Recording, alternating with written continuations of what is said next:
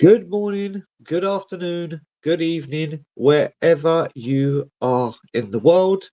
I hope you're good. I hope you're well. I was meant to be having off the channel till Tuesday for birthday and anniversary celebrations, which before I go any further, I just want to say thank you to everyone that sent me messages via all social media, WhatsApp, everything. Had the most incredible day with my beautiful wife. She arranged loads of things. We had a top time. I ate loads of oysters, loads of lobster, um, and I am absolutely stuffed. We've got a relaxing one today, but I thought, you know what? I said to Dave last night, loads of Spurs stuff has come up. I'm letting my beautiful wife have a lay in that she deserves because she's on a long weekend. I thought, you know what? Let me kill this time rather than flipping through YouTube stuff. How about we do some YouTube stuff and come and chat with the wonderful community we have? Dave, first of all, big up to you, sir. How are you? Yeah, I'm good. I'm good. Had a bit of a stressful day yesterday. I actually did a service on my car, and lo and behold, everything was going great until the last point where I just needed to put a new sump plug on it. I snapped the sump plug inside the sump. Then I had to drive miles and miles to get a new one and get a bit. So yeah, that was fun. But it's all good, and my car's fine for now. Hopefully. There we go. Well, do you know what? Let's talk Spurs stuff because there may be no real activity transfer wise, but there is a lot to talk about. So before we do that, we'll say hello to everyone as we always do. Yep. So Rinketic, good morning to you, sir. My little brother, Ryan Isaacs, who I've got a screenshot for revenge because he's got a screenshot on me. Be careful how you go, Ryan. Be careful how you go, brother. Just the harmless potato, good morning to you. Clinton, good morning to you. Dragon these nuts, big up to you, sir. Matteo, big up to you. Andrew Gregory, Tom Thacker. Everyone wish this guy happy birthday as well because Happy two great birthday, Ray. people share their birthdays on the 22nd of June, as does another, my mate Ryan Kernel, or Ryan Kern, but Ray, Yeah, happy who's birthday a to Kern. beloved member of this community and a top man. Happy birthday to you for yesterday, brother. Good morning to you, Tweak. How are you? Ray the yeah, we've got the pop up. This is a great thing. We pop up as a surprise, and you never know which one of the or two of the three are going to be with us. No Ben today. He's with or travelling back from seeing his lovely Mrs. Mickey. Steve D, big up. Kate, big up to you. The man, the myth, the legend, Craig O'Sullivan is in the building. MZ, who is behind the wall, the black wall and shirts there. Good morning to you.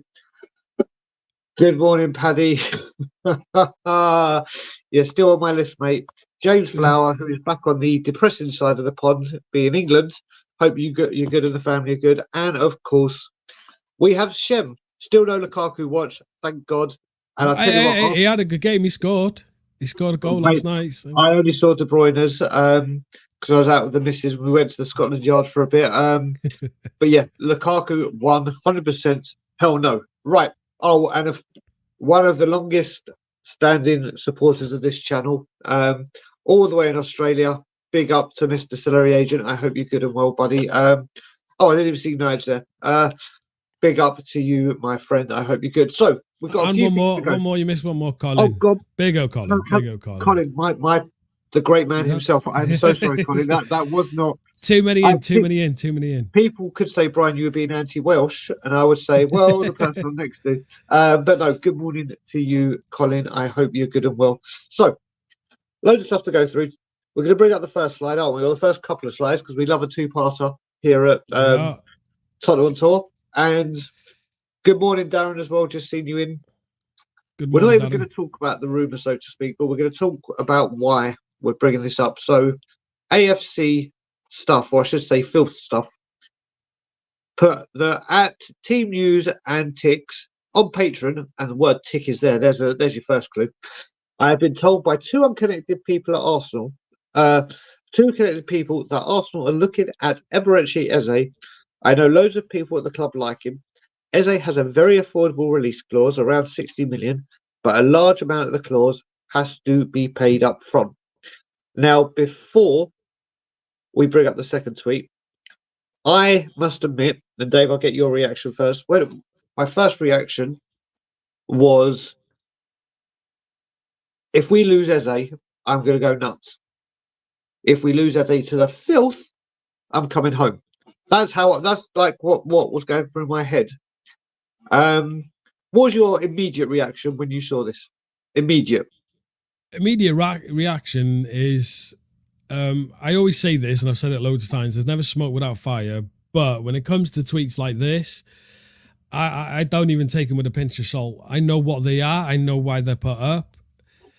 And that is just for clickbait. They're just clicks to get clicks, interactions, and stuff like that within Twitter. I've been around all this transfer stuff enough now on Twitter to know things that are there just to get people's reactions and things that are there to actually, that can develop. And for me, it's just a load of rubbish. It really is. And we'll see now that obviously the second tweet we see as to why you've got to be careful around the transfer window. A lot of people will see things and then immediately believe them. They think because it's said, they believe them. Even the top guys in Fabrizio Romano made mistakes in the past, especially with Tottenham when it come to that manager, Fonseca. He was all done and dusted. He was going to be our new manager. Then all of a sudden, boom, out of blue, it was over. And this is the problem. It moves so fast within football. You've got to be careful what people put out. And when it comes to Eze, that's big news. Especially Tottenham news, which we know we've been linked with him for months. Yep. So the second they put this stuff out, they know they're going to get all the likes, they're going to get the clicks, they're going to get the retweets. And the second one actually just proves our point on that aspect. Go on, bring it up. So the second one is, and bear in mind, this was immediately after that Eze tweet. This was posted by the same account. Eze to Arsenal, discuss. Now there you see that it's just straight basic bait. That's all it is. And this proves it, doesn't it, Brian? It does. I mean, I will say, I put a tweet out earlier in the day yesterday, and I said, right, I did a funny gift saying, no, not this time, whatever. I said, this summer, I'm not falling for it. I've woken up. I'm not going to bitch and moan about every single link, speculation, everything. I was internally screaming. And Craig and Ray know I have a gift that I send them when I'm going mad. That's like the Robert Downey Jr. one. This is just so all about getting attention, getting views, getting engagement. Listen, this channel is about doing that. This is what we do. We've got 119 people with us now. Thanks for joining us. This is what it comes down to. We speak about it, whatever. But these blue ticks, they've just sprung out of everywhere. I would like to say sprung out of nowhere, but they've literally sprung out of everywhere. And they literally do it for this exact reason. And obviously, Arsenal, as soon as you mention something about Tottenham and vice versa, it's going to do it. I've got to say, the amount of times that I put stuff out last season, and Ben from We Are Tottenham TV was like, Brian, calm down. You're like, Brian, it's nonsense. I'm telling you now, it's nonsense. You're just you're falling for it, hook, line, and sinker. So this time I'm not. But that is just, it's pathetic. The people that do this. But let's just do there's a few more hellos to do, and I'm going to bring up that before we go to the next one. I mean, guys in the chat, put your feelings in if you reckon that's just blue tick nonsense like Dragon D's nuts. We got Darren saying good morning, good afternoon, mate. James, you're probably the same as me. When I fly to the destination, I'm absolutely fine. Absolutely. So if I'm flying to England, once I land, I don't get jet lag. I'm buzzing and pumped. The adrenaline kicks in because I'm going to see my nephews and my niece and everyone. But when I come back to Toronto or anywhere, the jet lag gets me big time, big time. So I hope you recover from that quickly. Big up, get that fraud Arteta out of my club. Big up to you, my friend. I don't know how you feel about these blue ticks. I like that name. I don't know how you feel about these blue ticks, and if you think there's any truth to it. Audio, big up to you, sir. Rinketic, because we don't get stuff going. This is saying, yeah, exactly. This is it. Mickey and Ben, good morning. I hope you're having a wonderful. Is it still afternoon together? Super Tottenham TV. Big up, guys. I am in complete agreement with Craig on this. Complete. I actually think this is done, or not done yet, but it's going to get done. We've got Spurs King. It's all rubbish. Arsenal, I get it. Yeah, don't. If they get those first two, I will go stark raving mad. Stark raving mad. Super Tottenham, Eze, exactly. Ryan McFarlane, I never believed we was getting him. He wants trophies. We want Europe. So good point. Ben, good morning, brother. The number one Akenbar, big up to you, sir. We've got quite a few on the Eze deal. Eze to Arsenal is what I always put that before. Sean, big up, my brother. I hope you're good. Paddy is completely right. Paddy will know last season I was going nuts at everything. Not happening this time. I've woken up. Watch other clubs' tubes. You'll see a handful of players all claim is going to their clubs. 1 minute it's Nico Williams done deal to Arsenal. Then I watch Anfield Agenda. He's going to Liverpool. Yeah, that's it. This is the thing. I've got to the point now where I'm only really listening to Romano and Ornstein. That's it. If they say it, it's got weight. If it doesn't, then I don't believe it. Arsenal spoke to Tony, but walked away due to his attitude. I've heard this. I heard this from someone. You know when you have those people that say, "Oh, I did this job in his house and I spoke to him." Someone in one of my groups actually did do apparently a job for him, and this was mentioned. So I don't know, obviously, if it's 100%, but we shall see. But that would just show if they say that and we go and get him. You have to put 2 and 2 together and come up with 4 there, in my honest opinion. Why are teams signing players and we're doing nothing? Listen, Perky, it does our head in, but I've got to look at it now that both the Euros and the Copa America are having a huge impact in this. I'm sure there's players on that list for Tottenham that aren't at the Euros and they could be working on, but it might be sliding doors. We're waiting for this to that and this to that. But we'll see. Big up, Rayman. What else have we heard? Nope, I don't. I'm to be honest. Oh, Mickey van der Ven. Yeah, I heard this about Madrid, but it's absolute nonsense. It's got to be. Gwyn, big up to you.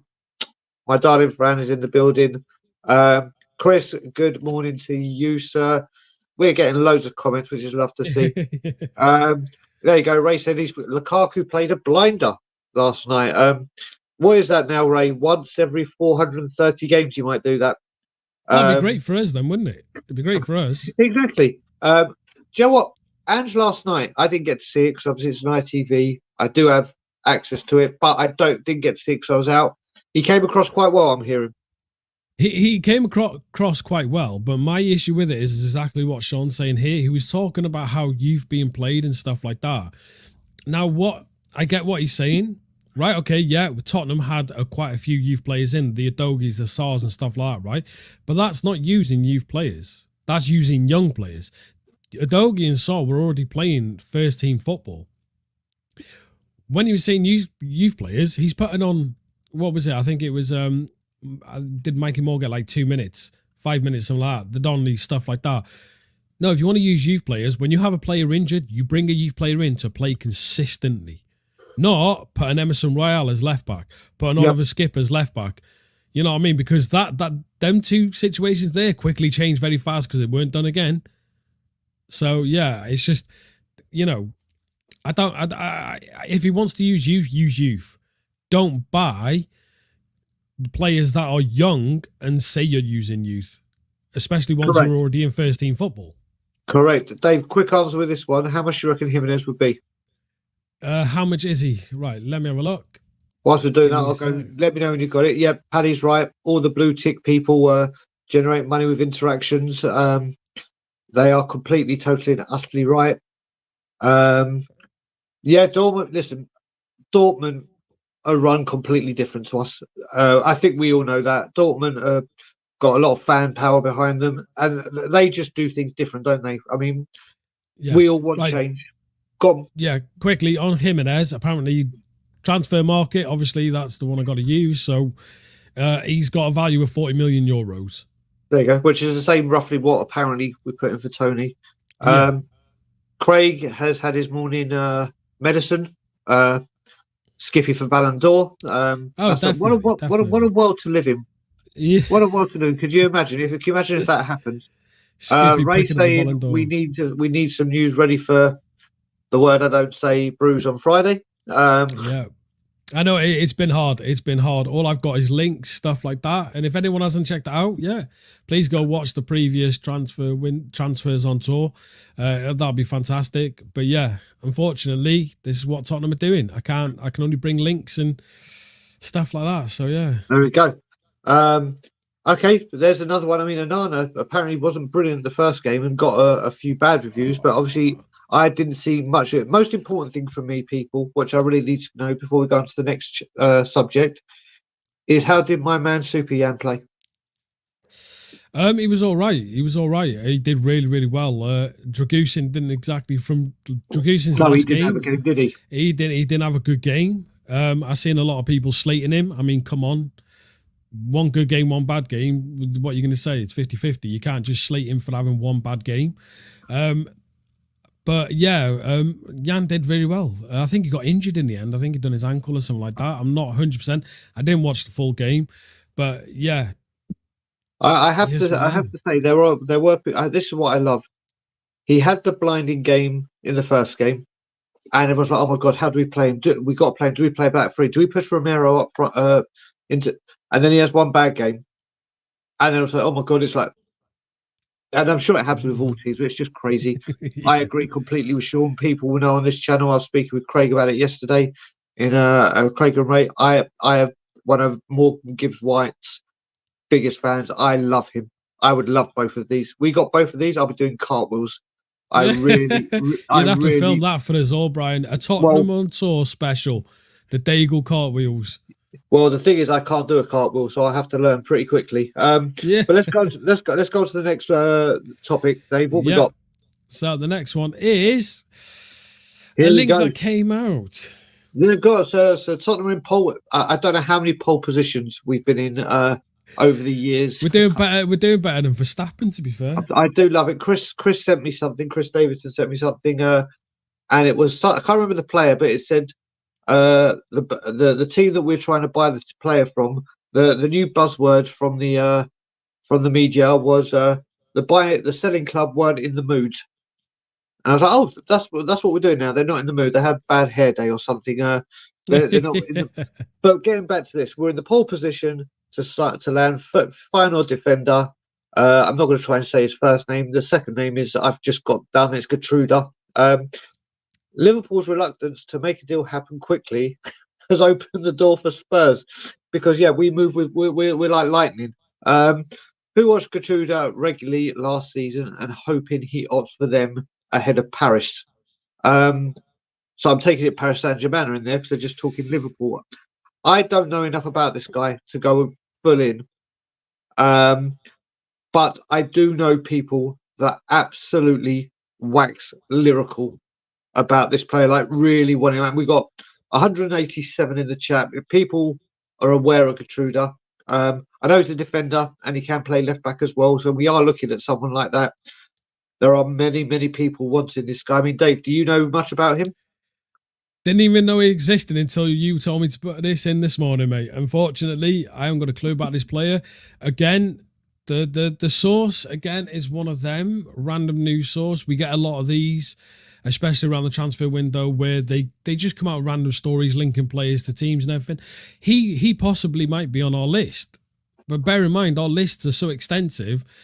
You know, we'll have a file so big on the players that we're linked with, players with data, players with this, that, and the other, that if anyone's seen, like someone walked past the computer screen, seen someone click up this guy, and then they go to the people who they reveal their sources to, type of thing like that, and they go, oh, Spurs are looking at this guy.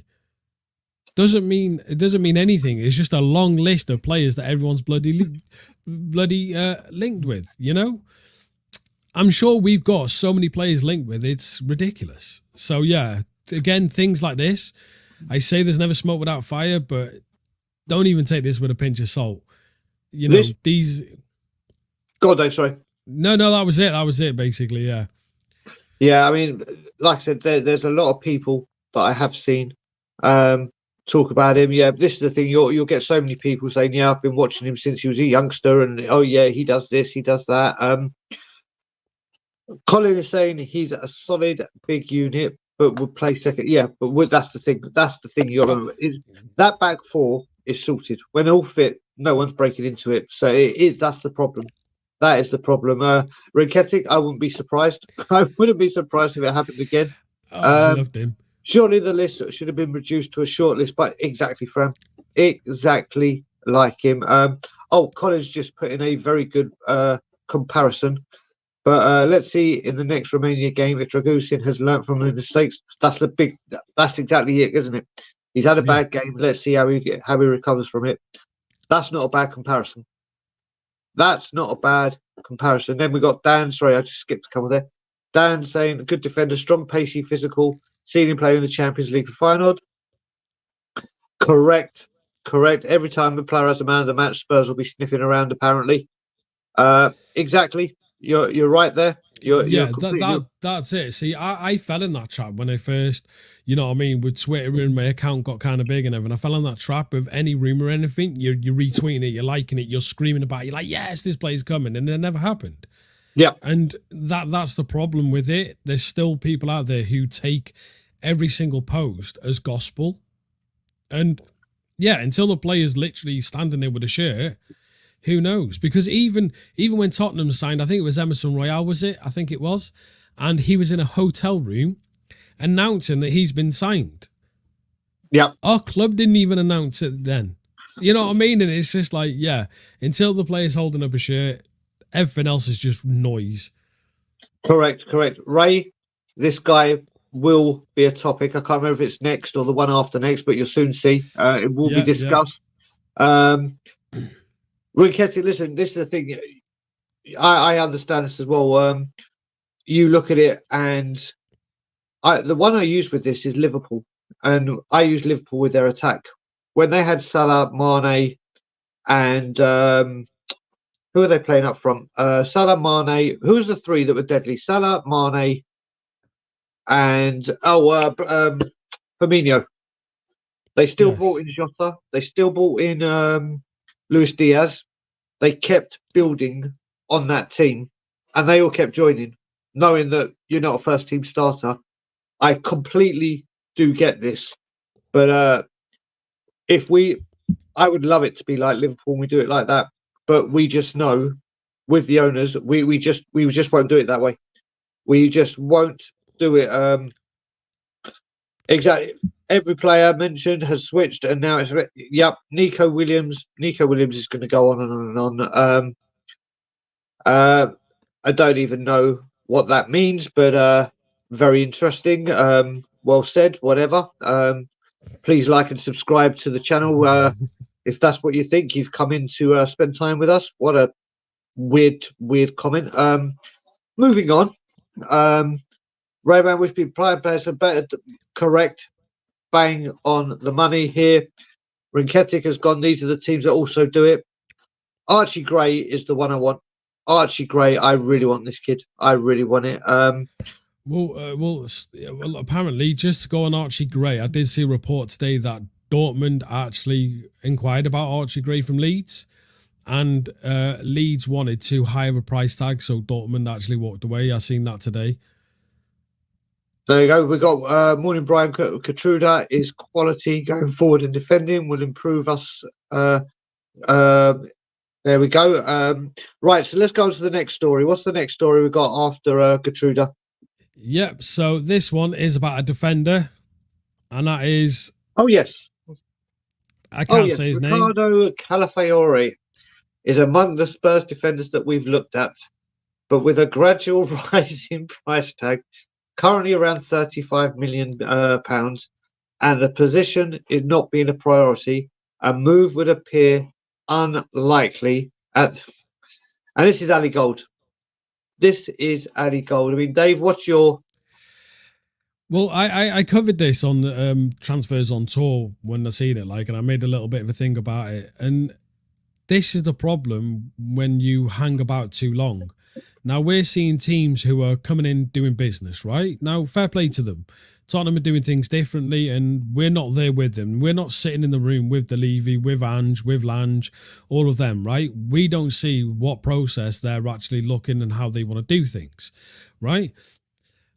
We've just seen Villa do a really good deal with Douglas Luiz and Illich Jr. and some other player, right? Where Yep. they paid money for Douglas Luiz, they bought the players out, and it offsets the price like that. Basically, we've seen Levy do that a few times ourselves. Now, for me, when you're watching a player who's starting to do really well in the Euros, the issue with that is the price tag does go up. I don't think that he's actually a signing that we're really focusing on. We've seen from Ali Gold before that he stated that the defensive position is not something that we're going to focus on until more of the end of the window, which is fair enough. Okay, there's plenty of left-sided defenders out there. But for me, it's not just the left-sided part of the defence we need, because we need cover for Porro, especially if Emerson was to go, and we need cover for Udogie because, I'm sorry, Ben Davies, who I've heard nothing about, by the way, there's been no reports about Ben Davies leaving, worries me because Ben Davies ain't going to be able to play that role next season. He's just not going to be able to do it. He couldn't really do it this season, and we need quality there. And we need someone who's going to push Udogie because Ben Davies can't, and Udogie knows that. He knows that Ben Davies can't push him. Yeah. And I've always said that if you're going to buy a player to play second fiddle in that sense, you buy a player who's going to either want to be better than that person in front of them.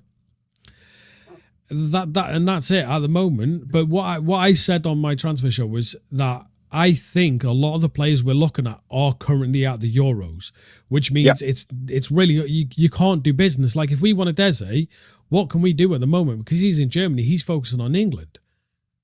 There's nothing we can do. Yep. Well, the thing is, before I go on it, Rayman has come up with saying everyone is talking about signings. I'm 100% convinced that the transfer team will only be focused on exits until the end of the window. Well, if this does happen, Rayman, then I don't care who we bring in or what we do. It's another shocking transfer window because what we needed was to get the players in before pre-season, which is going to be tough because of the Euros anyway. It starts July, but at least within the first week or two, so these players get as much time to get up to Angie's speed, to get up to knowing the team and how they play.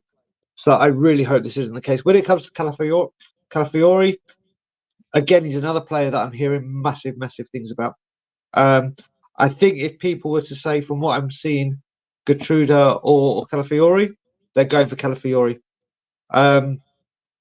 He does bring sheer quality. He really does. I've only been watching him in the Euros. Obviously, he scored the own goal, so he's already had something Spursy happen to him. So that's going to. But 35. This is the thing. When they say 35 million pounds, from what I'm led to believe, that kind of 15 to let's say 30. That's kind of our sweet spot. Like that kind of fee, because then obviously if they do well, and I'm only talking how the club operate, there is a sell-on fee.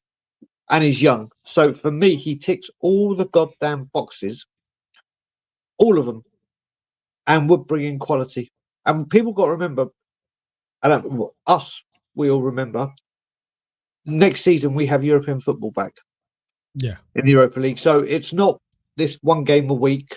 It's not, okay, they're going to have loads of time to rest. Hopefully we will take cup competitions seriously. So it's going to be a long rolling season. So we need strength in depth. I don't want to see. We can use a bit part player or someone that's on the edge of the first team. It's like, no, you're part of the first team. You're going to fight for your place, and you are going to be used because it's a long season ahead. So I really would like Calafiori, but you go back to what you said. Dave, we started this window. We heard, I think it was Ali Gold or someone that said it, that we're looking at the defence last. We're going to sort out attacking issues first, or advance, shall I say. We're just going to have to see what happens here. But Calafiori and Gertruda are two players that immediately improve this squad's defence. Immediately. Rather than a bit part, obviously the Ben Davies, but we're going to have to wait and see what happens. People, we've started starting some questions, but just to make it easier, if you could put Q and the minus sign or at TOT, that would be greatly appreciative. And I'm going on a little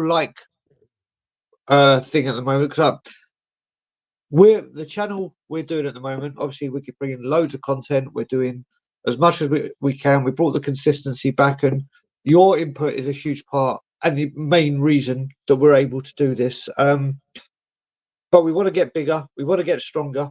And you guys and how quality you guys are in the chat as always. We want to try and push this out to as many people as possible. So if you can, when entering, during the show, when leaving, if you could just hit that like button, just so we can try and push it out to more people, that would be absolutely incredible. But yes, let's get back to all things Tottenham. What is the next one? So the next one is it's a player that I think 99% of the fan base would want, and that is Federico Chiesa. Now, Here we go. there's been a lot of little reports about Chiesa lately. I've seen obviously I'm trying to research for my transfer show, so I see loads of news articles and stuff like this. And there's been quite a few about him, and that's because he's only got 1 year left on his contract, as it says in this. And everyone knows that Tottenham are looking for an attack. Simple as. And for me, the price that Chiesa would cost in wages, even though his actual transfer would probably be quite cheap, his wages and his injury record worries me a lot. It's, for me, he's a fantastic player. He's wonderful, and he would improve Tottenham.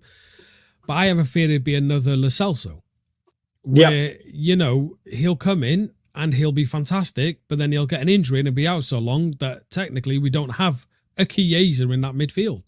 Yeah. So that's something there that worries me a little with it. But I don't think a Chiesa would be a statement signing either.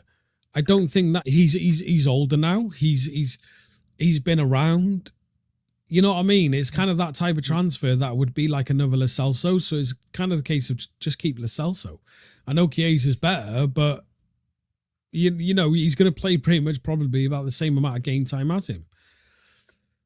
Okay, just start. Farah, I know you've put in a few times about that Polish guy. I have just started the question, so it will be brought up at the end. I can see some questions coming in. Yeah, let's talk Chiesa. I must admit, I really like the player. Really, really like the player, and I think if we look at it, he certainly improves our wing options, doesn't he? He certainly does improve it. But then I started looking into it today because I saw something on Twitter when they broke down his injuries, his wages, and how much he's earning per game due to injuries, and it's a ridiculous amount of money.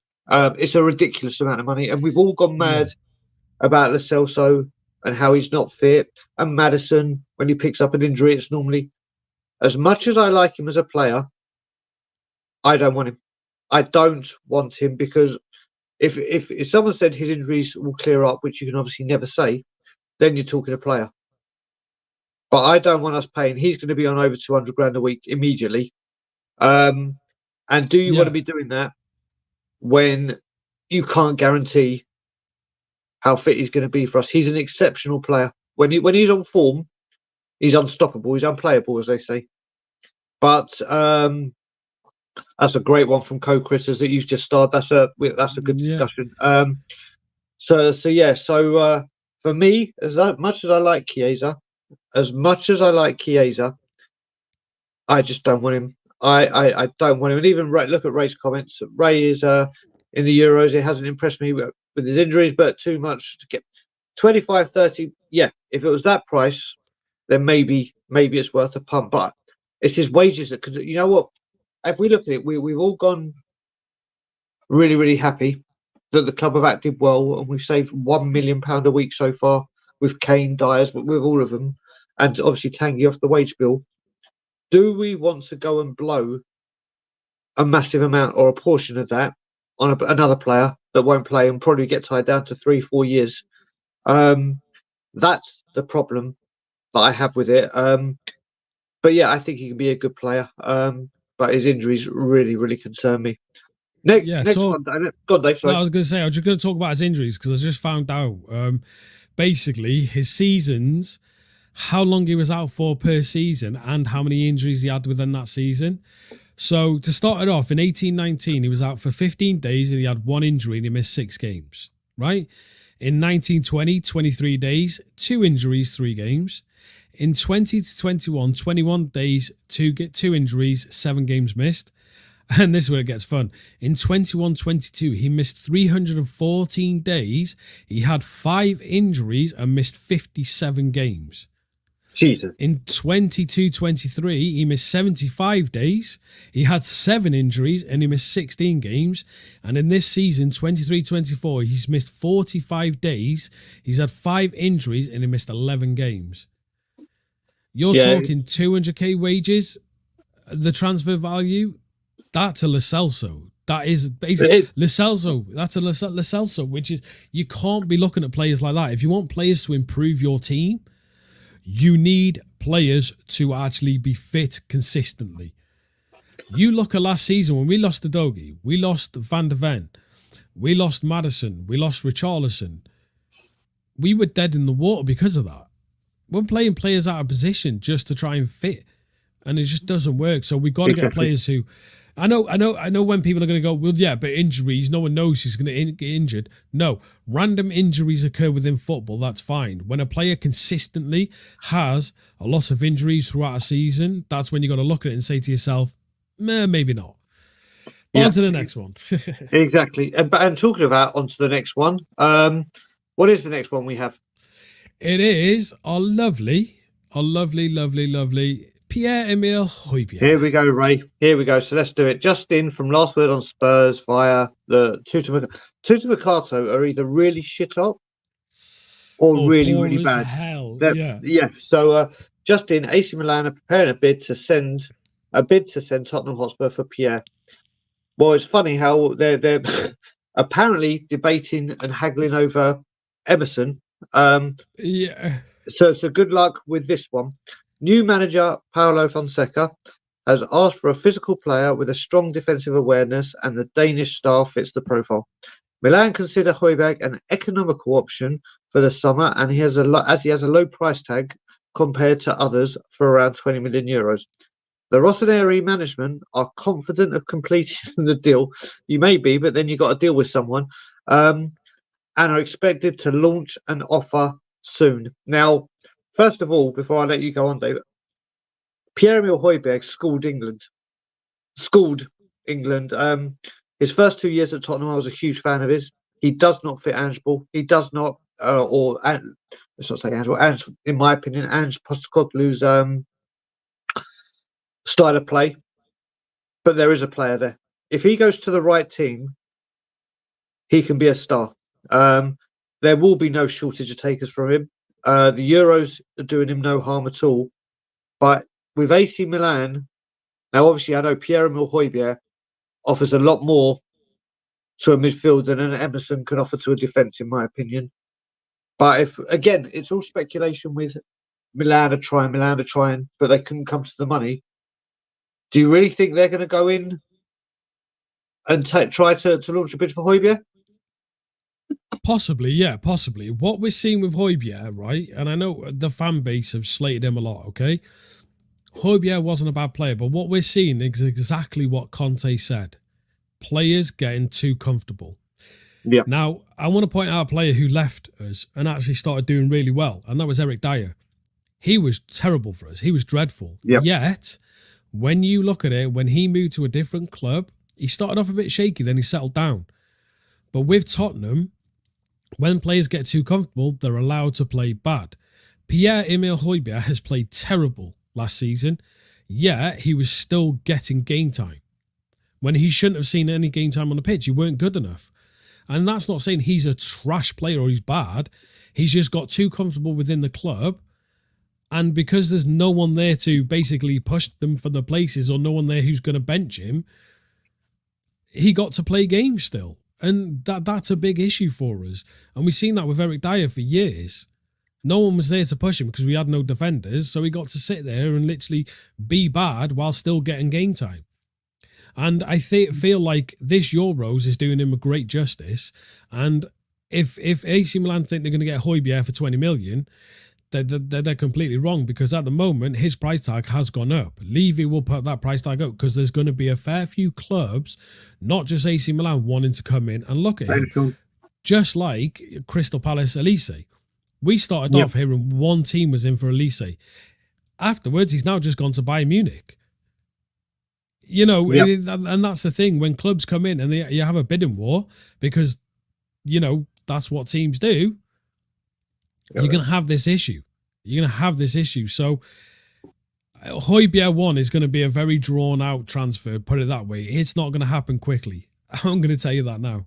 Yeah, I mean, I'm going to add to this very quickly. I mean, Philly, my brother, brought up, big up my brother, same principle apply. If AC Milan are struggling to pay the fee for Emerson, they wouldn't have the money to pay for Hojbjerg. Do you know what? I look at this differently. I agree to some extent, but I look at it, and when you look at Pierre-Emile Hojbjerg, you're buying him as a first teamer. And one thing I will say, even if Spurs fans don't like him and want him, if I was to put out a poll saying, right, name me one Spurs player, current, that you would guarantee would be fit to play a game, guarantee, and have complete confidence will be fit, is Pierre-Emile Hojbjerg.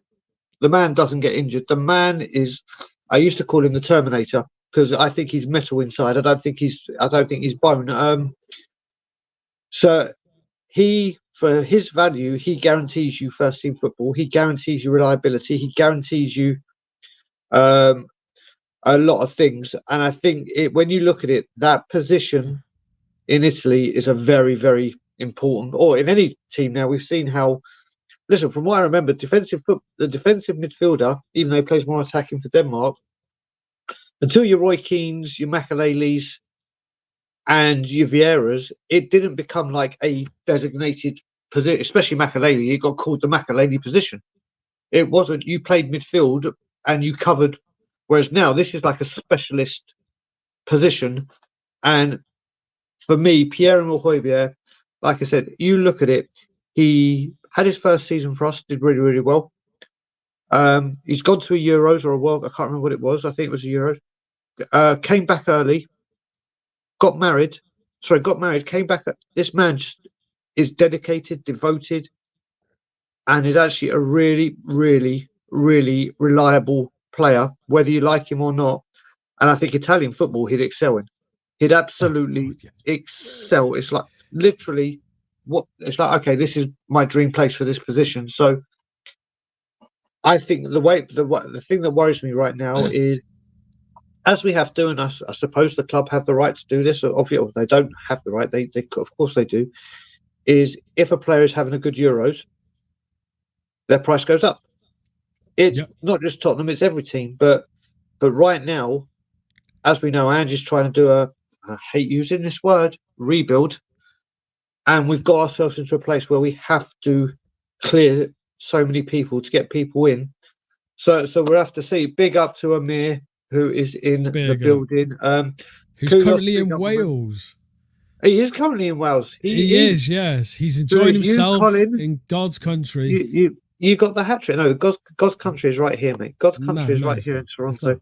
It's not. It's Wales. Yeah, people say he's a perfect fit. Fran, darling, Hojbjerg is the highest rated player we're selling, so the money has to come. Big point. Big point. Well, talking about the money that has to come in, is it time for that story, or was there another story before it? No. So basically, this recently came out. Obviously, again, people take this stuff with a pinch of salt, yeah, or even just don't. But these are reports that come out. So this one's for you, and it's my man, my Welshman, Joe Rodon. So basically, this came out from The Sun. Now, we know The Sun. I mean, if Liverpool fans see this, they're going to be fuming, saying, get it off the screen, they're disgusting. Anyway, Tottenham are keen on Southampton's 30 million rated Carlos Alcaraz and could use Joe Rodon's 10 million valuation as part of a swap deal. Now, we've seen a lot of reports about Joe Rodon and how a lot of clubs in the Premier League, especially Ipswich, Southampton, and someone else, can't remember, want Joe Rodon. Joe Rodon's not even in the Euros at the moment. There's nothing there for Joe Rodon to do, and he's currently chilling, probably catching the sun somewhere or with his family or what have you. A lot of teams want him. Is there any truth in this? When it comes to the Sun, no. I would not take the Sun whatsoever in any truth. But as always, there's never smoke without fire. So there's got to be something in the mix of all this type of media news or anything that this has just had a little bit of a thing there. But yeah, and I agree with Colin there. Cooper going to Leicester, that could be a big thing because he does really like Joe Rodon. I don't know this Alcaraz guy. Didn't even know he existed. I'm sorry. I'm not sitting there looking up every single player who's in football. It'd just be pointless. We're not going to play. I don't see us paying 30 million for a player that's really unknown. And apparently he's youth. I think he's only something like 19, 20, something like that. I think. It ain't going to happen. This is a dead story. And again, like we spoke previously before about these new stories that come out for clicks and likes and everything, I just don't see it happening. But there is a lot of noise of Joe Rodon. And yeah, he's definitely going to be one to leave this summer. And one that we can use in certain swap deals. He did fantastic at Leeds. He really put a nice little light on himself. And the 10 million price tag, I don't think it's going to be that. I think it's going to be higher. I'm thinking more the 15 mil mark. I think we could get for a Rodon. So you look at this. First of all, like you said, Colin Crossamano has spoken. So keep it when Colin speaks about the Midlands, especially the here we go from Romano. Basically, if you see Colin Cross, who is a loved member of this community and is always supporting the channel, if you see the words keep an eye on, that's basically, I would say, a Crossamano, here we go. So there's a bit of a code breaking for you. Love you, Colin. Thanks for your support. Listen, you were saying about Zach, I've just started your question, buddy, or statements. Cheers, brother. I hope you're good. You were talking about swap deals. Archie Gray is one, and obviously there's the Leeds link. I'm going to be serious. Until you showed me this link, I didn't even know Southampton had a player called Carlos Alcaraz. I've got no idea what position he's in. So listen, I think we all know that Joe Rodon's days at Spurs are numbered. He signed that contract to hold his value, which is the correct thing to do from the club. The correct thing to do rather than let it go down. He is a bargaining chip. I don't mean to say that degrading or patronising or what. He can be used as just like we did with Lamella with a certain player that I'm not going to mention his name because then we're going to have to play her. Yes. You look at it. He is a bargaining chip, and someone like Archie Gray, or even if Middlesbrough came in, because I really want Hayden Hackney. I really like Hayden Hackney. He's a bargaining chip for me. If there's any play, if a team is interested, you look at what's available, what we need, and mate, the tin of beans would do more work for us. They're good for your heart. Damn right. But yeah, I can't see why Joe Rodon. I'm surprised that link wasn't used with Carl Walker-Peters. Yeah. If that happened, I would say, okay, there's a link, there's holding. I don't know who Carlos Alcaraz is. If this is who Tweak is talking about, he's 21, 11 goals in 4 years. Yeah, I think we'll say no to that. Alcaraz has played for Brazil, but felt too good for the championship. So, okay, there we go. There you go. Ryan almost gave me a heart attack there. The stalker, almost gave me a heart attack. That's why Willing. Sorry, Brian. That's why Willing. If it's the one I'm looking at, and I think it is from Southampton, I know why we're linked with him and why the Sun's linked with him. Because guess what? He's Argentinian. I thought you were going to say because he's managed by base. No, he's Argentinian. He's 21 years old. Midfielder. I'm just looking at little things about him now because I don't know nothing about him. He played 10 matches last season in the Serie A and Coppa Italia. He played 2 games in. He got 1 assist in them 10 matches. Yeah, I don't know. It just doesn't look. Yeah, no. 30 million, I can't see it happening. Apparently, it's a transfer market. His value is 15 million. So the price is, again, it looks like we're not going for the crown jewels in teams. We're going for the who's cheap. But let's get on to the final story before Yeah, questions. And this, when I saw this yesterday, I was out celebrating my birthday and anniversary. We were in the Scotland Yard, I think, or we were somewhere. I saw this, um, and I almost went mad. I almost gave in. I put a tweet out a few hours early saying I'm not falling for every transfer rumor. This one I would have gone nuts at. Let's bring it up, Dave. yeah. People would have seen this. Genoa has set to leave the race for Djed Spence as Tottenham aren't willing to let Spence go for less than £7 million. I'm going to let you go first on this one, Dave. Yeah, I mean, I can understand it. Fair enough. I mean, below 7 million for Djed Spence, that's too much of a hit for what we paid for him. I think we paid something like 20 million. I think it was something for him, something stupid like that. 15. Now, 15 million, 15 million. So it's less than half the price of what we paid. Take his wages into account as well. I think it was on something like 10, 12 grand a week or something stupid. I'm not mad at this if it's true. I know we need to get players out, but to lose that much on a player, it's just not worth it. Because on the books, and I understand people are going to be like, Levy books, all this.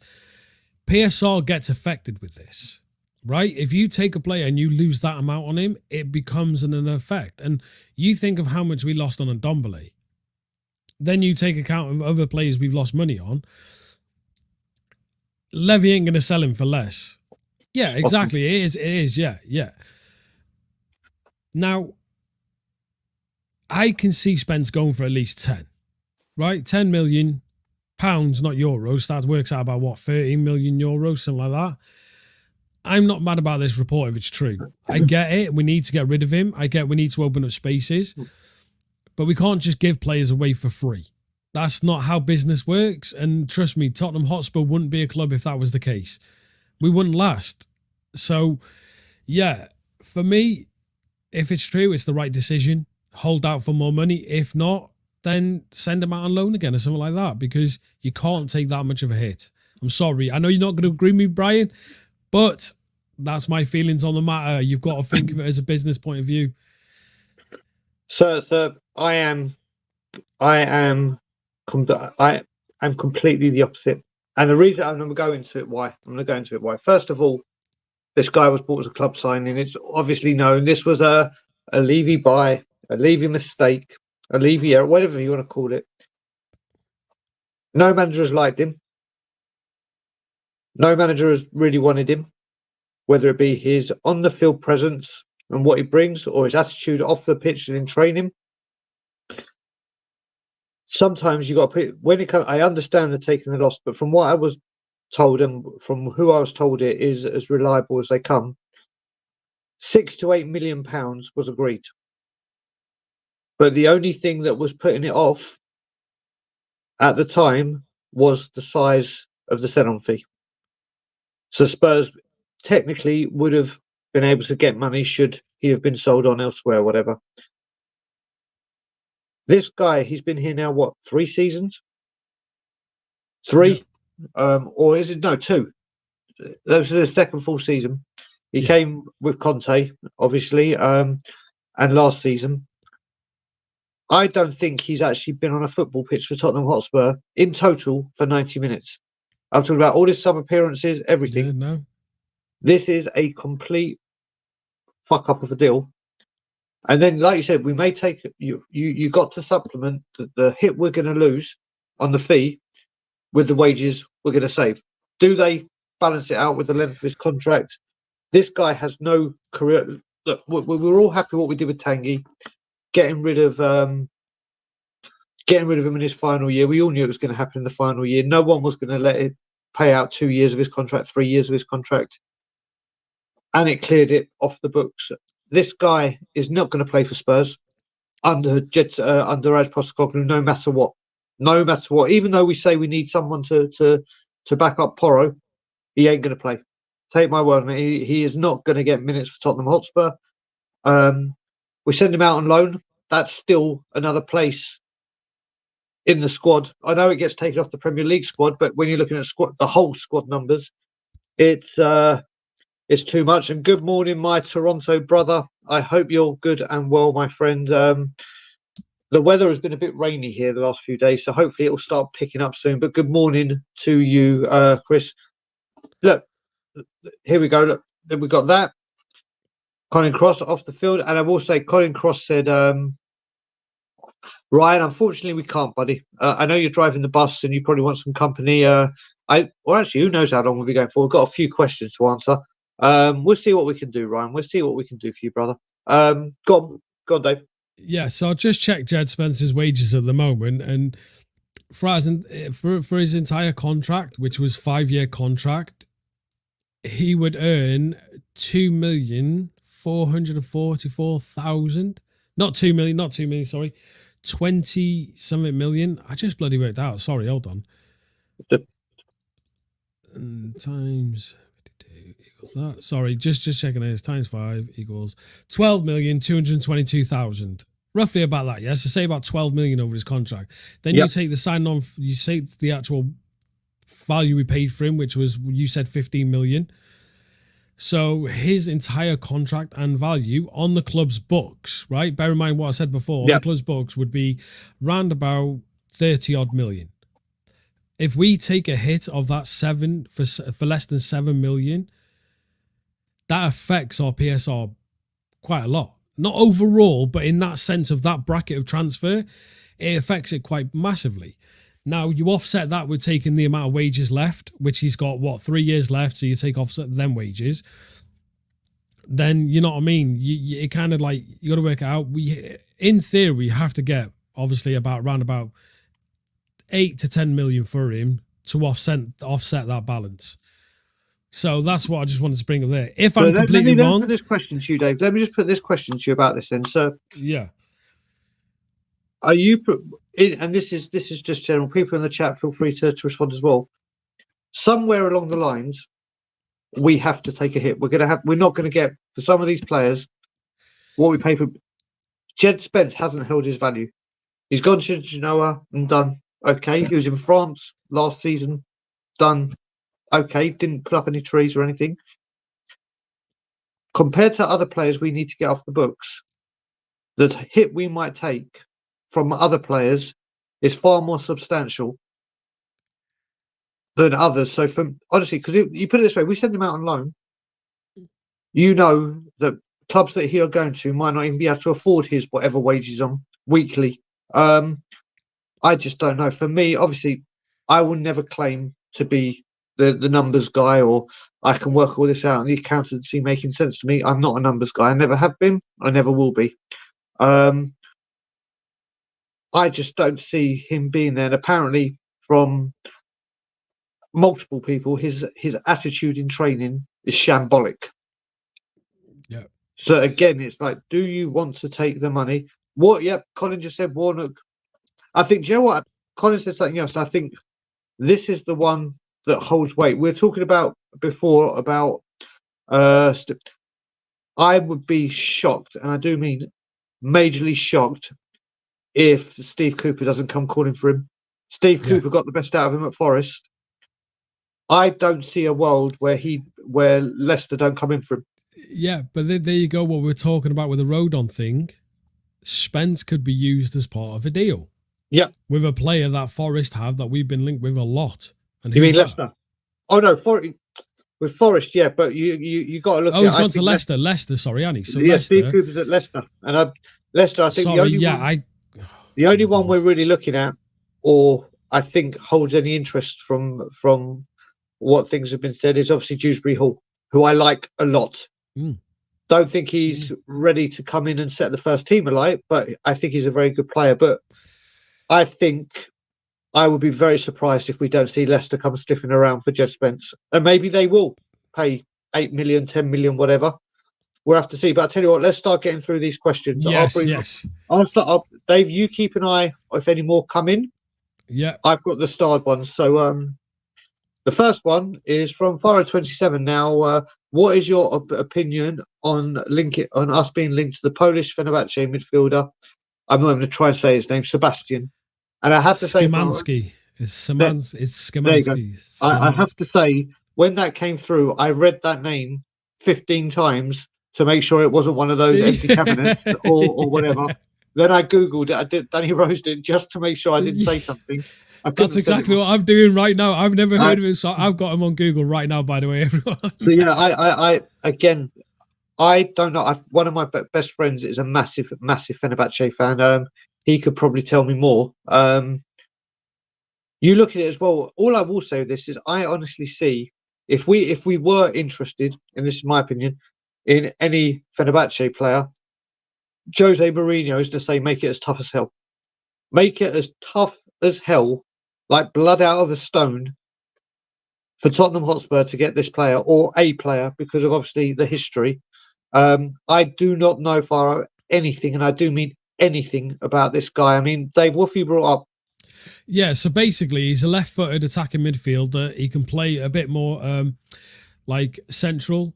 He can play attacking and he can play on the right wing, which makes sense. We're linked with a lot of players who are effectively multi-positional players. Yep. His value currently is around about 19 million.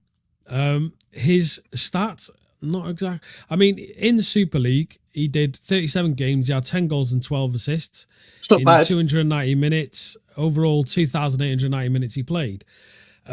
His career hasn't been, obviously, he hasn't been How old is he, fantastic. Dave? Sorry, just before you got. How old did you say he was? He was born, no. Yeah, he's 25, so he's not Okay. exactly a young player. You know what I mean? He's had a couple of moves, not major big ones. But yeah, he's, for me, I mean, if we were to get him for like around about what, 16 million, if you take away obviously conversion. If my conversion's wrong and anyone knows conversions, I apologize, but I'm just doing it off the top of my head. I mean, attacking midfielder, so he'll probably be he'll be like basically the rotation for Maddison. I don't know a lot about him. Could it be good? Maybe, yeah. I mean, it's a chance. I mean, technically, I know people don't think they're young, but at 25, that's still a young age. Overall, It's still quite a young age, you know? And he hasn't had many big clubs to move to. You look at other players we've signed who weren't actually put to big clubs. Van der Ven Wolfsburg. We've got Adogi from Udinese. That's it, yeah. Adogi from Udinese. Vicario. They're not Vicario. They're not big clubs, yet they are fantastic players. So for 15 million, you take a punt. You know what I mean? If it's around about 15, you take a punt. But again, there, Ryan just put it in there. Rayman.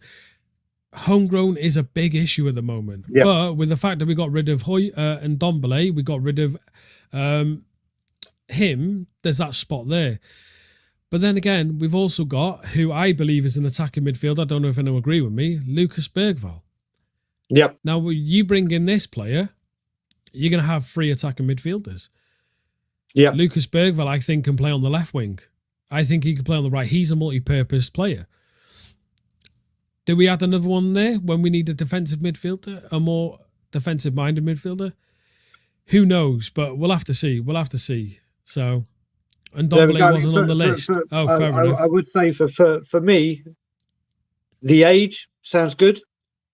His output last season, and Turkey may not be one of the big leagues, but it is one fierce league. Again, the homegrown issue could be. I like what you said as well with Destiny Van der Ven. He could be one, but obviously, we all know a player that we all want who is homegrown and who can play in those positions. So I think this might be because obviously we had Gudmundsson from Italy in the wings, but we don't know what's going on with him. So it could be Sean, who's left, but we'll get his question done because he was there and a big supporter of the channel. What about a new quality right back and push Porro further forward? Over to you, Dave. Yeah, I mean, with Emerson, apparently, obviously, everyone knows Emerson wants to leave. I mean, the club, I can't remember their name now. We're looking at him. A Brazilian club. Apparently want to bring him back there. Sound like Flamengo or something, I think it is. If someone can correct me, I'm fine. We do need someone we do really need someone to push Porro. Again, we can't have players getting too comfortable. Emerson doesn't push Porro. I mean, even Spence, if he was to actually play, he probably wouldn't have pushed Porro. Ben Davies doesn't push Adogi. We have a lot of positions we need players in. And we need to get rid of players. That's it, Flamengo. Yep. Thank you, Skies, mate. I appreciate that. Thank you. When we look at multi-purpose players, you've got to be careful with that as well.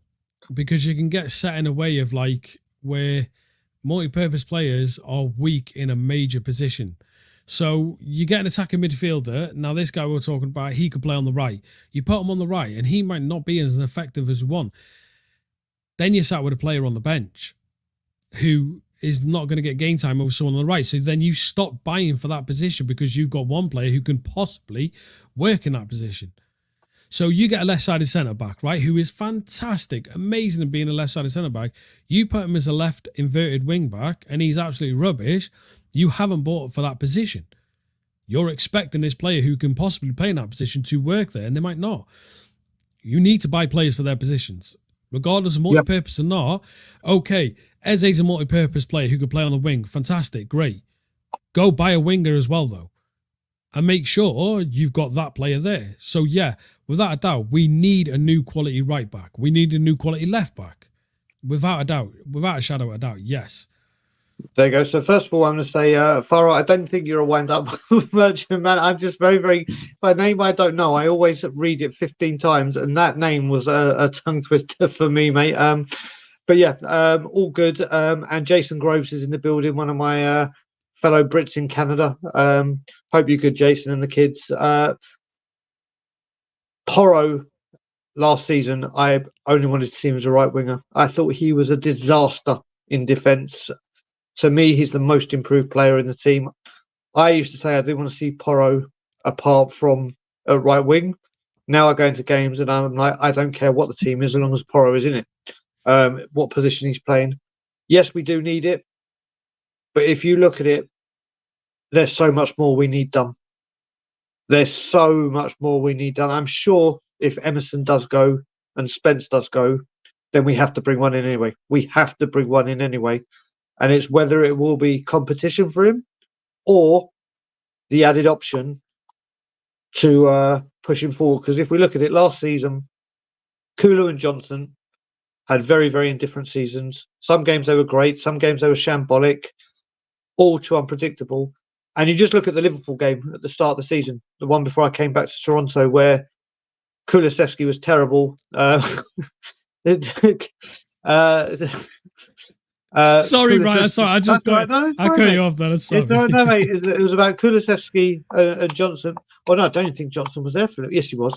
But then Pedro Porro went forward, had one cross to get in, whipped it in. Matip, own goal, we win.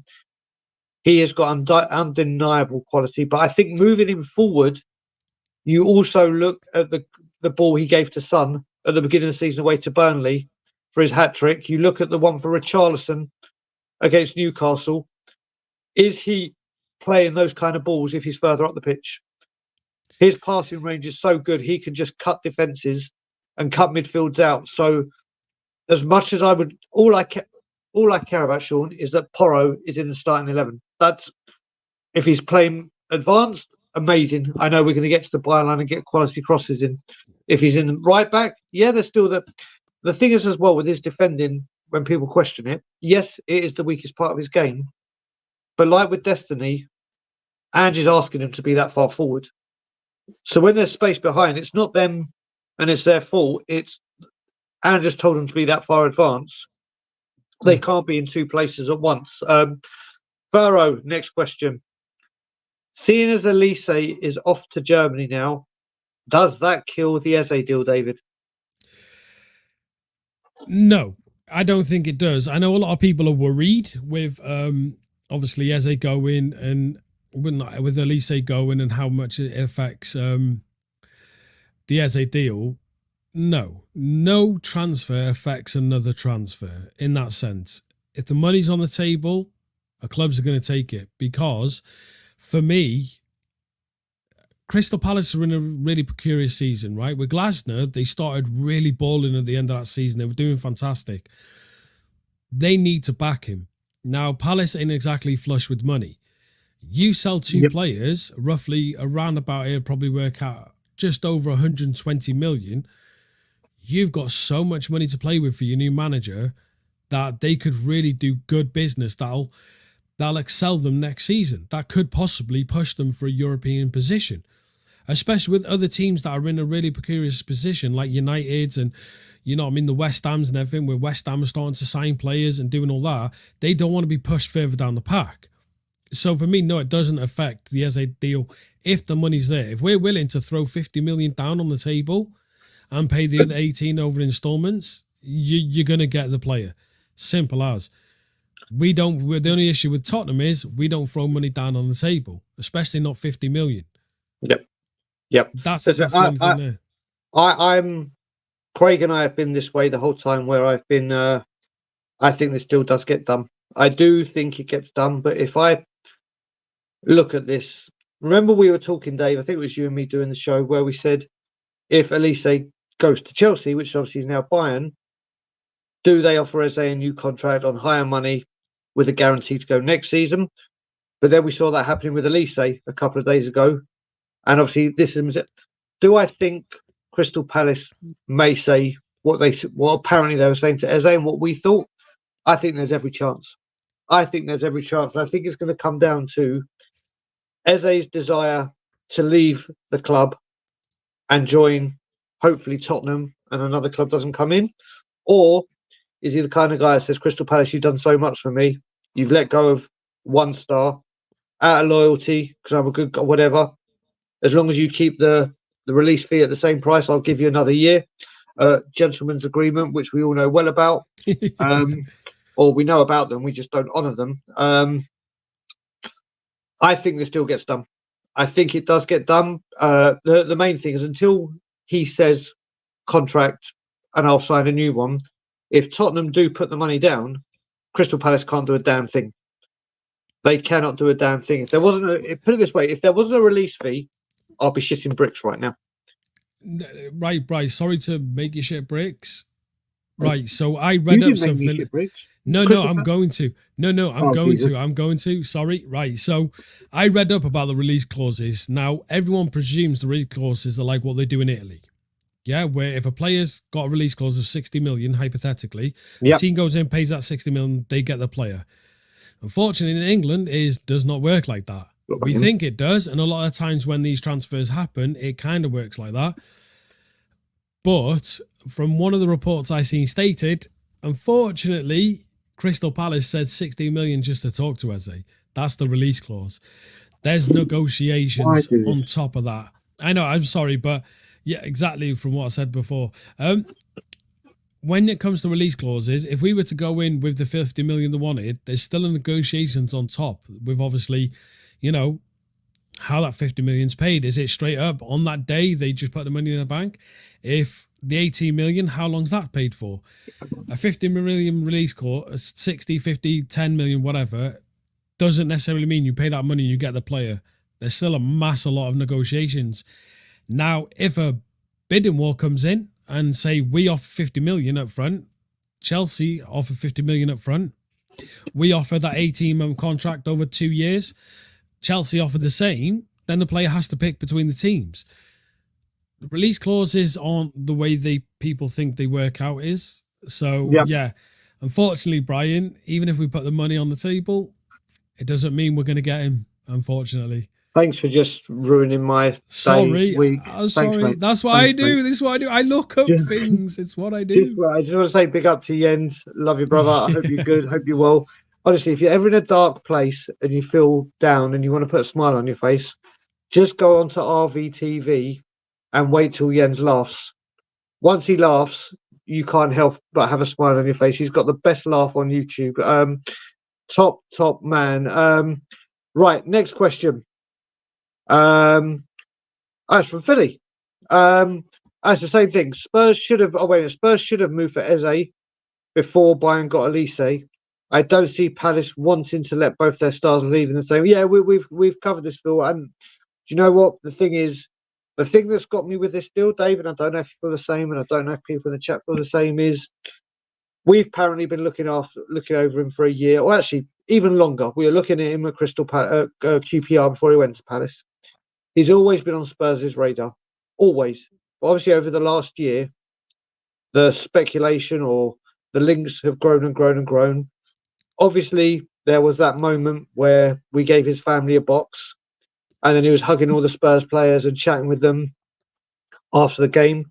He's been seen out with and listen, all these players, they all must get on and socialise. We listen, the Sun documentary, we saw him doing an interview with Thierry Henry of all people. They may have allegiances to their clubs, but socially, I'm sure they all do it. And Spurs would have known about. There would have been inquiries beforehand, so we all knew, or Tottenham Hotspur and the powers that be. I'm not just talking Levy. I'm talking about the whole board, the transfer team, everything. Would have known this is what it's going to take to get this man to Tottenham Hotspur. This is what you're going to have to do. They've known it for a year. They could have been working on this deal for a year. So what I'm trying to get at is, obviously we knew Eze had a good chance of going to the Euros. There was still a couple of weeks after the season where this could have been wrapped up and done and declared a done deal, and obviously just can't register till the window opens. So I think we should have acted quicker. We can't. It's all well and good saying transfers are being done now because of the Euros. Totally get that. That is completely valid. But when you know you've got a player on a release fee, and apparently you're really interested in him, I don't understand why we haven't moved quicker, Dave. What about yourself? And yeah, I mean, when it comes to release fee, I don't think it was active until this window, so I don't think that's why we couldn't. But we should be there now. I'm hoping we are now. I'm hoping we're talking to Palace and we're brokering a deal.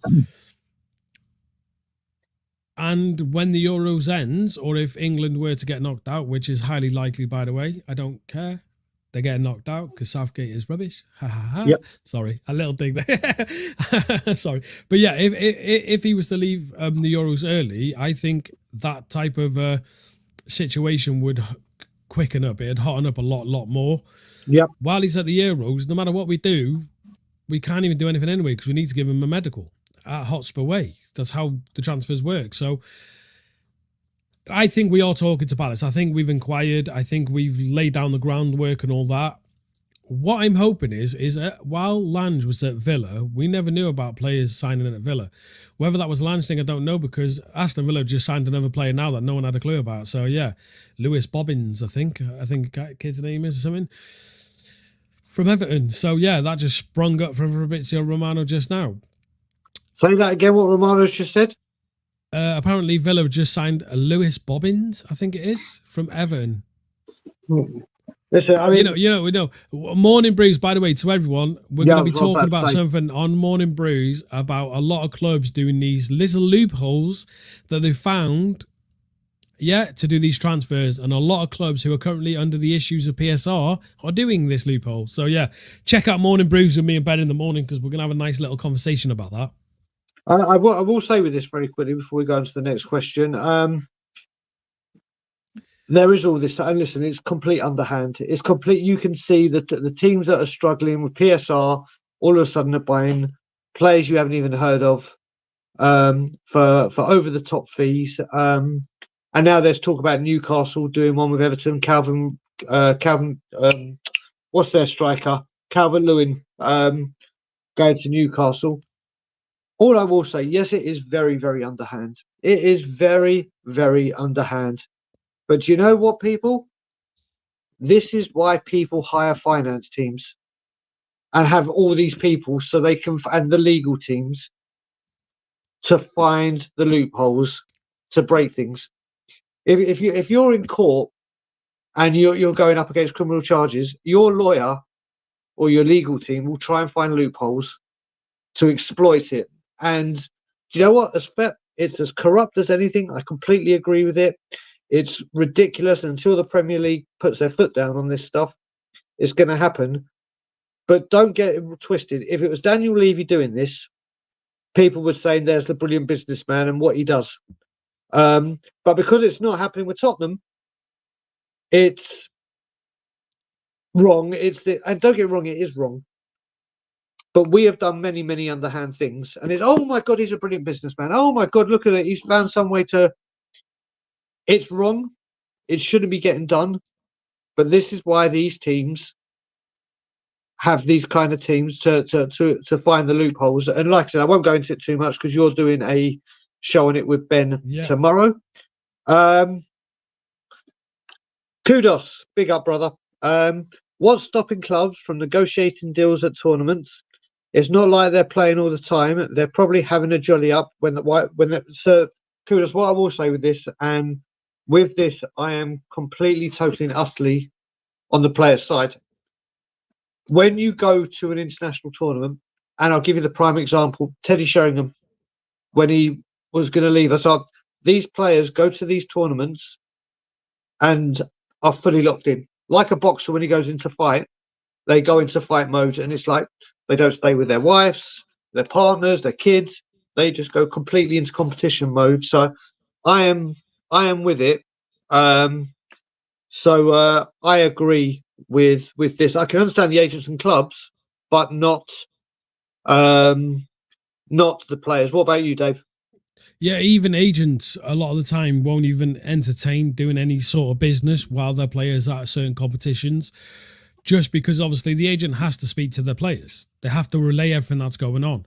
And the one thing you don't want to do or be doing is putting thoughts and, like stress or stuff like that and taking the player's mind away from their actual competition that they're in. So yeah, for me, majority of the time when players with Euros, rarely any business is done with that player. Some do, some don't mind it. Others just won't entertain it. They'll have their agent not speaking of that. Same as Hojbjerg. Hojbjerg's agent came out and said, well, anything going to be done is after the Euros. And my player's focused on the Euros, so in other words, the agent is not even being spoken to. Hojbjerg isn't talking to his agent, ringing him up after a game and going, oh, you know what? Maybe, can you tell me if we're in this or in that? No, they're not interested. They just want to play the football. Once that's over, they'll have a little break, and that's when they'll say to the agent, look, go off, find me a club, let's see what deals we can have. Done, dusted. There you go. Right. We have got quite a few questions to go through and 9 minutes to get them done. So we're going to answer one each. Dave, you'll go first. Okay, so I'm going to bring up this question for you. And let's go. Philly, do you see the familiarity between Spurs and Eze, and when Spurs missed out on Martinez? At both times, Spurs waited too long in getting Martinez apparently over the line, and that intersold Lukaku. So do you see the similarities? There is, yes. And that is a big worry of mine with the Eze deal, is the fact that if Palace were to sell a different player, I don't know who, but sell a different player, and they have no need to sell Eze anymore, and Eze kind of is happy with Palace and they offer him a new contract with higher wages, we could miss out. Or another club comes in with more money or a better prospect of future, development for Eze. It could be dead in the water for us. We are on a thread at the moment, and that thread can snap at any time. There you go. My question, and it's from Colin Crossamano. Do you think that Ange will try a back three this season? I think a lot of supporters would like to give it a go. At least Drago, Kuti, VDV looks good to me. It looks fantastic to me. But do I think Ange is going to try it? Not in a month of Sundays. I think you've got more chance of seeing Van der Ven go to left back and them three playing, and then Destiny be like Van der Ven being the backup for Destiny. But I don't think under any stretch of the imagination we'll ever see a back three during Ange's time, although I would love to see it. Easy one for you here. One word answer from Code Critters. Neto or Chiesa? Chiesa. Mate, I would take Neto all day long. I love Neto big time. But again, it's injuries again, isn't it? But if I had the choice, they're both injured, aren't they? So it doesn't really matter. Exactly. If I had the choice, though, it'd be. I think. Wait there. I'll ask Code Critters. Yeah, I'll ask you the question. Yeah, right. Who's their backup? Who are they replacing? Because then I'll take them because they'll play more time anyway. There you go. Right. I'm going to let you answer this one because this is a Okay. question that you're from Faro. Have there been any updates on Jimenez? Unfortunately, no. Again, there's been no updates on anyone. It is just straight random links from reports here, reports there. We're interested. We're looking. We're speculating. We're using binoculars. Whatever you could think. Get the dictionary. Look up a word that involves looking, speaking to, or involving within yourself to someone else. Yeah, and Spurs are doing that other than actually buying a player. So yeah, fortunately, no. There you go. So I want to answer. We can do this one together very quickly, but Pharaoh's I need to answer personally. James Flower, my brother, is Eze a good buy? In my opinion, no. And likes fast wingers who hug the touchline, and he is a cam, in my opinion. So what happens to Maddison? In my opinion, we need a number 9 and right wing. I'll be very quick with this. For me, Eze can play as competition to Maddison or on either wing. And James, as you'll know, I wanted Eze over Maddison last season anyway. I think he offers a lot more. I think Eze is a huge must. I think Eze can adapt his game to Ange, but I completely see where you're coming from, and there are people saying that because his main position will be behind the strikers. What about you, Dave? Quickly. I think he is. I understand what James is saying there, and there is slight agreement with that. But for me, when you're saying about what happens to Maddison, at the moment, if Eze was to come in, unless Maddison performs in that pre-season, he can sit on the bench because after he came back from injury, he was dreadful. If you would not have bought that Maddison after his injury. If you looked at that Maddison at Leicester, you would not have paid any money for him because he was rubbish. So yeah, with an Eze there, that's there. They can fight for a position. You got two players who are at quality fighting for one position. That's only a good thing. So yeah, I'd bring in Eze just for that. Let them fight. There you go. So just we've got 10 questions. We're going to rattle through. Don't, as much as I'd love you to put more questions in, don't put any more questions in because we're going to run through these 10. Dave has to leave, and I've got more celebrations with my beautiful wife. So I'll answer this one from Pharaoh. There are 7 days left until the 30th of June. Is there a must-buy from clubs? One and one only. At Nottingham Forest, Morgan, Gibbs, White. Those two are my two top. Eze and Gibbs White. For me, I think Gibbs White can play anywhere in our midfield. I think he's not number 6 now. Do I think he has the potential to learn the role? Yes. Do I think he can play an 8? Yes. Can he play a 10? Most certainly. People are having a lot of he's splitting opinions, but I think this guy comes in and under Ange will excel. And I do mean excel. Dave, your one. I might be saying this early, but I expect this to be a dreadful. Okay, so you and me, yes or no? Do you expect this to be a dreadful window? Same window as always with Tottenham. Yeah, So I can't give a yes or no, but it's not going to be dreadful, but it's not going to be great. It's going to be the same style window for me personally. Spend the window trying to get players out while trying to bring players in, and it's just going to be a mess for me personally. Yeah, I'll quickly. For me, again, like I said in January, I want players in quickly. That's how I'm judging this window. I don't want to. Look, we could sign Eze on transfer deadline day, and I'll be very, very happy we got it done. But I'd rather him in as soon as possible to get up to speed with things. So for me, again, it's speed. I don't want to be bargaining or not bargain hunting. That's the wrong word. I don't want to be trying to get deals done, big deals, once the season's up and running. I want these players that are going to make an impact with us as soon as possible. Rinketic, what do we think of Matthias Soulé, the guy from Juve? I rate him very highly. What about you, Dave? Yeah, I agree. He had a good last season. You know what I mean? 11 goals, 3 assists. Value's not that high. I mean, when we were talking about that, I think it was the Polish player before, around about 50 million. This guy's 25 million. Plays in the exact same positions as him. Yep. But he's got better numbers. And I'll be at a higher level. So, yeah, for me, if you pick out of them two, I'd go for Matthias Soul. Okay, so the next question was Ray the Yid, but Ray, I'm not going to bring it up mainly because we just spoke about it. It was the Everton, Chelsea, Newcastle thing. So we had a brief topic with it. Morning Brews. Yeah. Morning Brews. It's going to be a key topic. So we spoke about it a little bit, but Ray, as always, being the tremendous support of the channel that he is. Shem, Brian, David, why do you think? Why do you think? What do you? I think I was meant to be. What do you think about Ange last night telling Southgate to be brave and play players in their preferred position, when his own team, all they seem to be doing is trying to play in midfield? Listen, Shem, I said this at the beginning before the Euros. I was like, hopefully this is his last tournament. We have a wealth of attacking threats that can absolutely tear this tournament apart. With his last tournament, is he going to say, right, that's it, gloves off, off you go? I really hope he was going to do it. He hasn't. If he plays the same team Tuesday, there's going to be a lot of trouble social media wise. He's got to change it, because obviously it has been woeful. I mean, Dave, you can answer this very quickly. I mean, do you see Southgate changing? No, not at all. He hasn't changed in how long? He's tried to mess about with things, and the worst thing you can do in a season like in a Euros like this, where you know what I mean, there's a lot riding on England doing well. You don't mess about. Why is he playing Trent in midfield? Makes zero sense. He even come out openly and said that he was experimenting. You've got an abundance of midfielders there, and you're deciding to experiment with the right back in midfield.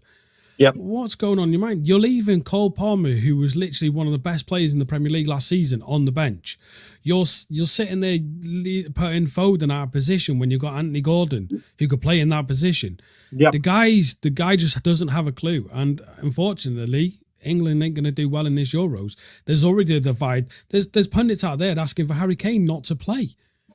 One of the best strikers in English football. Like, are you stupid? Like, how daft do you have to be? And the media love it. The media love to throw Harry Kane under the bus. Well, what about all the other players who did nothing? Conor Gallagher, absolutely dreadful. Eze came on, did nothing. You've got other players who, like Trent, poor. He makes one or two good long ball passes, but that's it. Otherwise, he's rubbish. I'm sorry. Yep. Picking out Harry Kane because... Sorry, go on. I was having a rant then. The Welsh was coming out of me. It was. I had to cut you off at the source. We've got 5 questions to go through. We'll get through these. Would you like to see Romero in a 6 in pre-season? I will say, I'll answer this very quickly, then you can, Dave. I heard a lot of people talking about this last season, and I was like, what on earth are you talking about? I was like, are you crazy? I don't think it's that crazy anymore. If you look at it last season, he started coming so far advanced.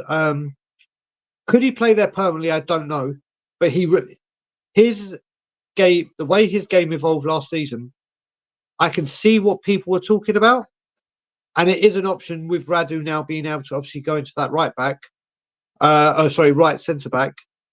I wouldn't be opposed to seeing it, because I think he can. But then you are taking a very good partnership, who I think, if the right defensive midfielder comes in, could be like Toby and Jan. Like when they had Dembele and Nyam. If we get it right, but as mad as that sounded to me last season, I can see it now. What about you, Dave? No. Unfortunately, I get why. But for me, Romero does well because of where he's playing. You change his position, the whole dynamic of midfield changes, the whole dynamic of Romero's play changes. The reason he can be so brave and so aggressive at times is because of where he plays. You take him out of that position and you put someone else there, he cannot do the same from that 6th position. He can't. The reason he is aggressive and everything is because he's coming from a defensive position. You change all that aspect of it, the whole system, the whole style, everything changes. And I just don't think it would work. And you'll see Romero being sent off a lot more, being that aggressive straight from a midfield defensive position. There we go. So we've got 4 questions, but we're not going to answer the next 2. I'm going to bring them up, but people will know why. So obviously Shem has asked, what do we think about Carlos Alcaraz, talking about a prison now. Yeah. And Joe Rodon, obviously we have discussed that. So Shem, I think you've been here the whole stream, so you would have heard it, but we have spoken about it. The next one was Faro again, talking about PSR deadline, who should we buy? So we've done that. Next 2 we haven't spoken about, and we can touch on. So it's from Paddy and then Ray the Yid. Paddy, my brother, here we go. Question for you. What will you deem a good window? I do know we have the money, but be realistic. Go on, Dave. For me, a good window is covering all bases, right? Making sure that Ange has the players that are going to be within his system and the players he wants. Apparently, we use data now. I want the top players within that data. I'm not bothered by who the players are. I don't care about player value. I know a lot of fans do. I don't care about player value because for me, player value doesn't dictate the quality of the player. Yeah. I just want to see a window where Ange is backed correctly. What that is, no one knows. But if we get strikers, we get good midfielders, we get wingers, we get defenders, and we get players out, for me, that's a good window. It's not about how much we spend, it's about what we bring in and what the manager actually wants. So, yeah, that's Correct. for me. That'd be a good window. Paddy, you would have heard me say it before as well.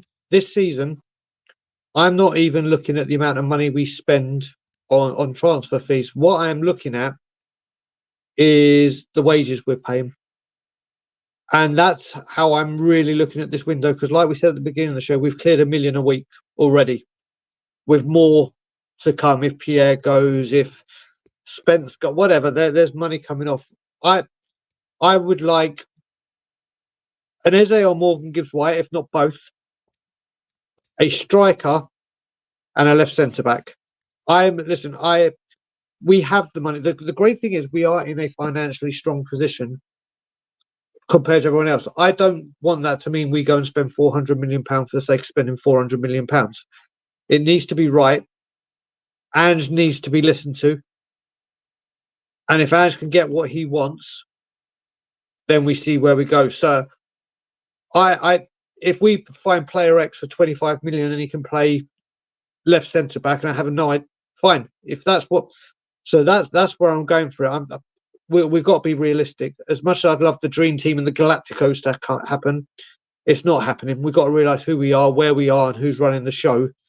But I do expect an Eze. And Eze is a player I'm going to say has to come. Has to. The rest, we'll see what happens. Final question from Ray the Yid and MZ. It's about West Ham. She can't hear you. She can't hear you because she doesn't have the volume on. Oh, superb. Then MZ. Now she is, because I've said that shit. Her eyes are perked up. She's probably like a meerkat now like that. Tottenham on tour would love Jarrod Bowen. Your thoughts? What's your thoughts on Jarrod Bowen, Dave? Any day of the week. Quality player. Love him. Love him. Chance of getting him, not even if you offered West Ham 100 million right now. Unfortunately, with Lopetegui and the players they're signing and looking to actually try and back him. And for me, West Ham are going to be a lot stronger next season because they want to get back into Europe. Bowen ain't leaving. I would love him at Tottenham, 100%. I would take Bowen any day of the week. Does that mean benching Brennan Johnson? Because apparently I am the one who is Brennan Johnson's biggest fan. I would bench Johnson. I would sell Johnson to bring in Jarrod Bowen. For me, he is fantastic. I'll answer this very quickly. Then one question came in that we are going to ask, but it's I'm not going to take time. But it's a really good question from Ken. A big up to you for asking it. Ray, we went for him when he was at Hull, but I'm not going to go into why we didn't get him or approach him because I think everyone knows the reason. I personally think Jarrod Bowen is one of the most underrated players in the Premier League. I really do. I think he is a very, very good player. And if you look at what we've got, and we had Jarrod Bowen, for me, I'd pick him every single time to start. He would be one of the first names on the team sheet. I think he is, and you've got to remember, he's been playing under David Moyes and now Lopetegui, who aren't as expansive and attack-minded. I think under Ange Postecoglou, Jarrod Bowen could be absolutely incredible. And the final question, it's a really good question, Dave. That's why I fully did it. Yeah. Would you rather Spurs sign a striker or sign a high-profile winger like Williams and move Sonny to centre forward, as I doubt we do both? Which one would you? Are you going for a high-profile winger or are you going centre forward? I'm going straight for a striker, personally. That's the position we really, really do miss. Unfortunately, you might as well take Williams out of that because it's just literally been broken now that Chelsea are going to sign him. And Damasio, who is... Not here we go. They're going to sign him. They're in talks to sign him now. Damasio and a couple of other links have popped up that Chelsea are going for Nico Williams. So unfortunately, yeah, because obviously they missed out on Elise, so they're looking elsewhere. So there we go. And with all these deals we're going to be talking about tomorrow, obviously it looks like they're going to be making deals. All I will say with that, and I'm just to put it out there, we all know they're breaking the rules and doing whatever, but isn't it amazing? The team that needs to sell and has found ways to sell the hotels and do whatever, the team that desperately need money are going out trying to get deals done to spend money, whereas the team that's in the great position to take advantage of everything looks like we're twiddling our thumbs. Obviously, we don't know what's going on behind the scenes. Going back to this with Ken's question, I'm completely with you. We need it. We need a shot. Son's best position is the left. We saw up front he's not as strong and has a hold of the game like he does from the wing. Yes, we've got Werner. Yes, we've got other people that can go there. All right, MZ. All right, MZ. Calm down. But Leaker could be quite a powerful weapon. Is that the Welsh baseball bat? Basically, pretty much. Yeah. Oh, mate, I went to a farmer's market a week back, mate. The leaks there, damn, they would take out people. They were huge. So yeah, with Ken's question, I would definitely go for a striker. I think when it comes to Son, and I'll always use the Manchester United when they looked for Schmeichel, and it took them ages till they found Van der Sar. But when Van der Sar left, they took 2 years to scout extensively what keeper is the next man, and it was De Gea, and look how that worked out. So I think we have to look at the right man for him. But on that note, Dave needs to go. Well, two more things quickly. Fabrizio just put up that Van Nistelrooy is apparently approached to be a part of Ten Hag's coaching staff. And just throw that out there. That's brilliant sense from United. Yeah, and Kudos put in something here that I'd like to answer if I can find it. You do that once I quickly go by. Yeah, there we go. Yeah. So Kudos has asked this. Dave, would you rather Wales never make an international tournament again or support England one tournament?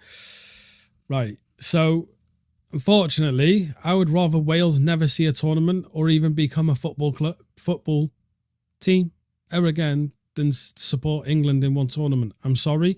I watch England when Tottenham players are in it, and I'm currently watching it because my partner is English. Other than that, I'm sorry. I could never support England in a tournament. I just watch when she watches, or if there's a Tottenham player in it, to see how they're doing. Just like I'm watching other teams now with like Dragusin in and stuff like that. Fortunately, I couldn't support England in one tournament. I'm Welsh through and through. I'm going to get loads of hate now, aren't I? I'm going to get so much hate now. What was you answering? Basically, would I rather Wales never make an international tournament again or support England one tournament? And I said I'd rather Wales. Question. I know, but I'd rather Wales not exist as a football team than support England in one tournament. Basically, unfortunately, I would help you support Wales, but don't start. Oi, shut up, you! Don't you start with your aggro. Right. So on that lovely note, no, guys, we are going to let you go and enjoy your day because we're going to go enjoy ours. Dave, thank you for joining us. There's been over 270 of you in the chat with us.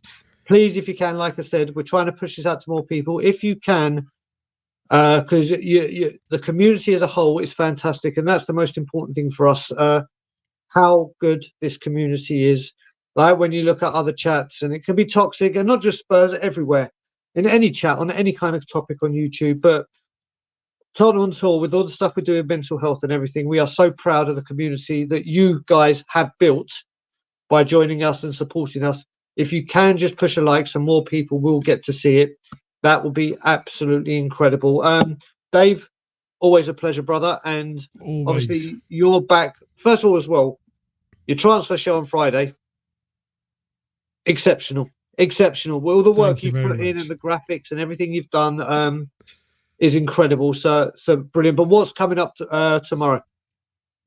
Well, me and Ben will be doing Morning Brews bright and early, 9 a.m. We're going to be talking about, obviously, these issues with clubs and the certain deals that they're doing at the moment, which are loopholes within the whole PSR drama and stuff like that. So, yeah, we'll be mainly talking about that. And I believe me and Ben will be doing Evening Brews as well. So, hopefully news. Loads of content for you guys. Don't forget, please like and subscribe. We are smashing it out this season. And, you know, Brian...